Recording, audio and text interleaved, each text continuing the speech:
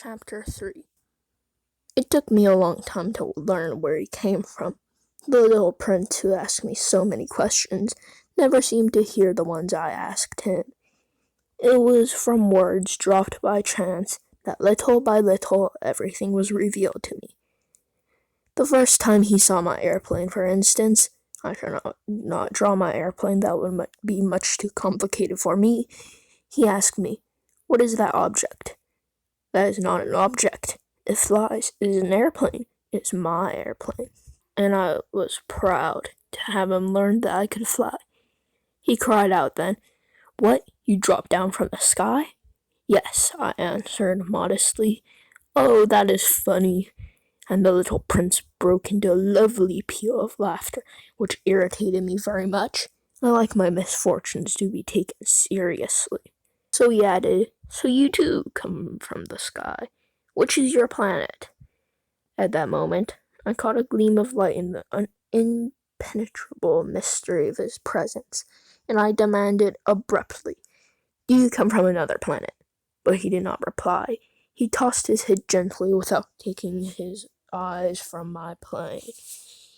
It is true that on that you can't have come very far away. And then he sank in a reverie which lasted a very long time. Then, taking my sheep out of his pocket, he buried himself in the contemplation of his treasure. You can imagine how my curiosity was aroused by this half-confidence about the other planets. I made a great effort, therefore, to find out more on this subject. "My little man, where do you come from? What is this 'where do I live' of which you speak? Where do you want to take your sheep?" After a reflective silence, he answered, "The thing is so good about the box you have given me is that at night he can use it as his house." "That is so, and if you are good, I will give you a string too, so that you can tie him during the day and a post to tie him to." But the little prince seemed shocked by this offer. "Tie him? What a queer idea!" "But if you don't tie him," I said, "he'll wander off somewhere and get lost." My friend broke into another peal of laughter. "Where do you think he would go?" "Anywhere, straight ahead of him." Then the little prince said earnestly, "That doesn't matter. Where I live, everything is so small." And with perhaps a hint of sadness, he added, "Straight ahead of him, nobody can go very far."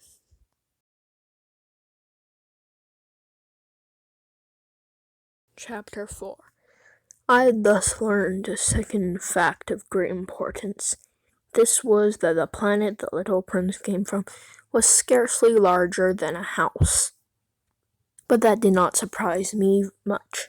I knew very well that in addition to the great planets such as Earth, Jupiter, Mars, Venus, to which we had given names, there are also hundreds of others, some of which are so small that one has a hard time seeing them through a telescope.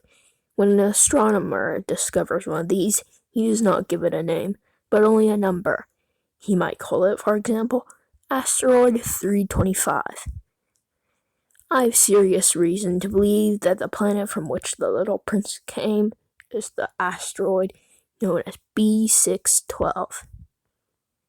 This asteroid has only once been seen through the telescope. That was by a Turkish astronomer in 1909. On making his discovery, the astronomer had presented it to International Astronomical Congress in a great demonstration, but he was in a Turkish costume, and so nobody would believe what he said. Grown-ups are like that. Unfortunately, however, under the reputation of asteroid B612, a Turkish dictator made a law that his subjects, under pain of death, should change to European costume. So in 1920, the astronomer gave his demonstration all over again, dressed with impressive style and elegance. And this time, everybody accepted his report. If I had told you these details about the asteroid and made a note of its number for you, it is on account of the grown-ups and their ways. When you tell them that you have made a new friend, they never ask you any questions about essential matters. They never say to you, "What does his voice sound like? What games does he like best? Does he collect butterflies?" Instead, they demand, "How old is he? How many brothers has he? How much does he weigh? And how much money does his father make?" Only from those figures do they think they have learned anything about him. If you were to say to the grown-ups, "I saw a beautiful house made of rosy brick with geraniums in the windows and doves on the roof," they would not be able to get any idea of the house at all. You would have to say to them, "I saw a house that cost 20,000. Then they would exclaim, "Oh, what a pretty house that is." Just so you might say to them, "The proof that the little prince existed is that he was charming, that he laughed, and that he was looking for sheep.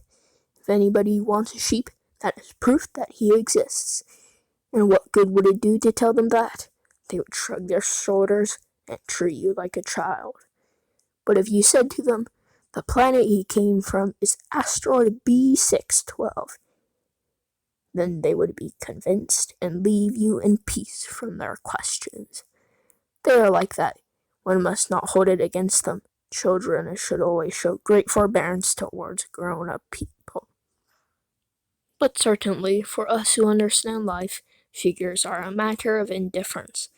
I should have liked to begin the story in a fashion of fairy tales. I should have liked to say, "Once upon a time there was a little prince who lived on a planet that was scarcely any bigger and who was in the need of a sheep." To those who understand life, that would have given a much greater air of truth to my story. For I do not want anyone to read my book carelessly. I have suffered too much grief in setting down these memories. 6 years has passed already since my friend went away from me with his sheep. If I try to describe him here, it is to make sure I shall not forget him. To forget a friend is sad. Not everyone has anything but figures. It is for that purpose again that I have bought a box of paints and some colors. It is hard to take up drawing again at my age, when I've never made any pictures except those of the boa constrictor from the outside and the boa constrictor from the inside, since I was 6. I shall certainly try to make my portraits as true to life as possible, but I'm not at all sure of success. One drawing goes all right, and another has no resemblance to its subject. I make some errors too in the little prince's height. In one place he is too tall, and in another too short, and I feel some doubts about the color of his costume. So I fumble along as best as I can, and now good, now bad, and hope I generally fare to middling. In certain more important details, I shall make mistakes also, but that is something that will not be my fault. My friend never explained to me. He thought, perhaps, I was like himself, but I, alas, do not know how to see sheep through the walls of boxes. Perhaps I am a little like the grown-ups. I've had to grow old. Chapter 5. As each day passed, I will learn in our talk something about the little prince's planet, his departure from it, his journey. The information would come very slowly, as it might chance to fall from his thoughts. It was in this way that I heard on the third day about the catastrophe in the baobabs. This time once more I had the sheep to thank for the little prince asked me abruptly, as if seized by a grave doubt, "It is true, isn't it, that sheep eat little bushes?" "Yes, that is true." "Ah, I am glad." I did not understand why it was so important that sheep could eat little bushes. But the little prince added, "Then it follows that they also eat baobabs." I pointed out to the little prince that baobabs were not like little bushes, but on the contrary, trees as big as castles, and that even if he took a whole herd of elephants away with him, the herd would not eat up one single baobab. The idea of a herd of elephants made the little prince laugh. You would have to put them on top of one each other, he said, but he made a wise comment. Before they grow so big, the baobabs start out by being little. That is strictly correct, I said, but why do you want the sheep to eat the little baobabs? He answered me at once. Oh, come, as if this was speaking of something that was self-evident, and I was obliged to make a great mental effort to solve this problem without any assistance. Indeed, as I learned, there were on the planet where the little prince lived, as on all planets, good plants and bad plants. In consequence, there were good seeds from good plants and bad seeds from bad plants. But seeds are invisible. They sleep deep in the heart of the earth's darkness until someone among them is seized with a desire to awaken. Then this little seed will stretch itself and begin timidly at first to push a charming little sprig inoffensively towards the sun. If it is only a sprout of radish or a sprig of rosebush, one will let it grow wherever it might wish. But when it is a bad plant, one must destroy it as soon as possible, the very first instant that one recognizes it. Now, there were some terrible seeds on the planet that was home of the little prince, and these were the seeds of the baobab. The soil of the plant was infested with them. A baobab is something you will never be able to get rid of if you attend to it too late. It spreads over the entire planet. It bores clear through it with the roots, and if the planet is too small and the baobabs are too many, they split it in pieces. It is a question of discipline, the little prince said to me later on. When you've finished your own toilet in the morning, then it is time to attend to the toilet of your planet. Just so, with the greatest care. You must see to it that you pull up regularly all the baobabs at that very first moment, that they can be distinguished from the rose bushes which they resemble so closely in their earliest youth. It is very tedious work, the little prince added, but very easy. And one day he said to me, you ought to make a beautiful drawing so that the children where you live can see exactly how old this is. That would be very useful to them if they were to travel one day. Sometimes, he added, there's no harm in putting off a piece of work until another day, but when it is a matter of baobabs, that always means a catastrophe. I knew a planet that was inhabited by a lazy man. He neglected 3 little bushes. So, as the little prince described it to me, I have made a drawing of the planet. I did not take the tone of a moralist, but the danger of the baobabs is so little understood, and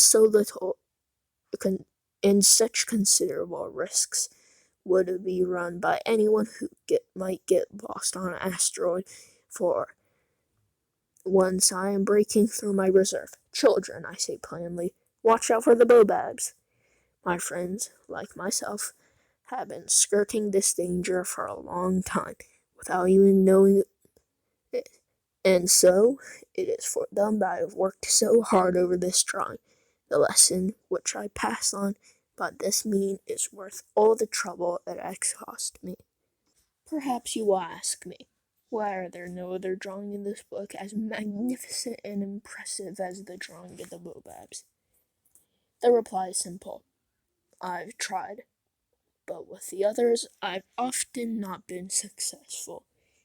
When I made the drawing of the baobabs, I was carried beyond myself by the inspiring force of urgent necessity.